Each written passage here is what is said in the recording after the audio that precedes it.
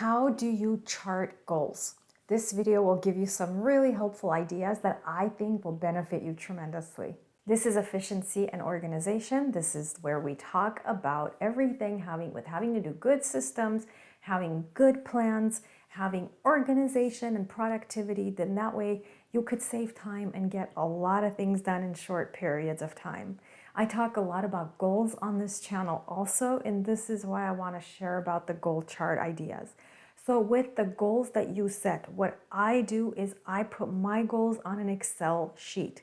So that way I can track every 2 weeks how I'm doing. I just happen to like Microsoft Excel, and that's why I have my categories. I say what I want to accomplish in a year's time. I have one sheet that's for 1 year goals, then I have one that's for 5-year goals, and one for 10-year goals. So I highly recommend using a system like that, but you don't have to. You could take just a normal everyday notebook and use one page for 1-year goals, use a second page for 5-year, use a third page for 3-year goals. It does not have to be anything fancy. Next, the most important thing is to monitor them. So I monitor my goals once every 2 weeks. You can do the same, or if it's something where you need to hold yourself accountable for more daily things to achieve your goals, I would say monitor once a week. The goal has to align with your vision and your values. For example, if one of your values is health, that's super important to you. Well, then it makes sense to set a goal to live a healthier lifestyle. Let's say one of your values is financial security.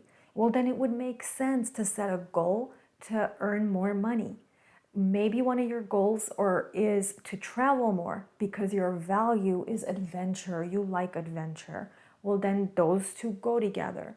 So when you set a goal, you just have to make sure that it goes with your core values and beliefs, because then you are increasing your likelihood of achieving it. Write the goal down. There's like an over 80% chance that you're gonna achieve the goal just by writing it down. Then the monitoring is holding yourself accountable, saying, no, I'm gonna make sure I achieve this goal. So here are 2 examples. Let's say your value is to be healthy. Let's say your goal is to lose 10 pounds in 3 months. How are you going to do this? Well, this is where the action plans come in. You should come up with maybe 3 to 5 action plans that you can do to achieve the goal. Maybe you could say that every week you're going to be on the treadmill, fast walking or running for 20 miles. Maybe you're going to say that you're going to cut carbs by 75%. Maybe you're going to say that you're going to cut all beverages with the exception of obviously water, right? That could be a good strategy. So whatever your action plans are, they will help you lose the 10 pounds. But again, you have to monitor once a week to make sure you're achieving the goal. Next, let's say you want to be financially healthy and stable, and one of the things you want to do is have $10,000 saved in the next 2 years, because that way you have a cushion. In case of an emergency, you have some money set aside to rely on. So your goal would be to save $10,000 in 2 years, right? How are you going to do that? Then you come up with your 3 action plans, or a few more if you can. Then you just have to monitor your progress once a week or once every 2 weeks, because this is a long-term goal. If it's more than a year, it's a long-term goal. So it is okay to monitor maybe once every 2 weeks instead of once a week.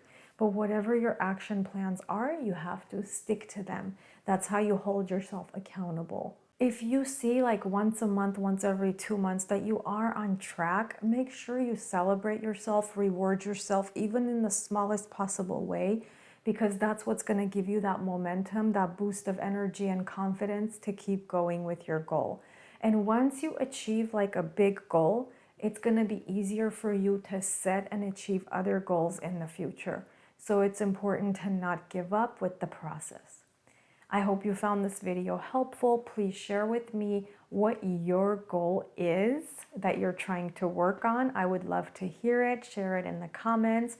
And that way the audience of efficiency and organization can also get ideas from each other. I will catch you in the next video.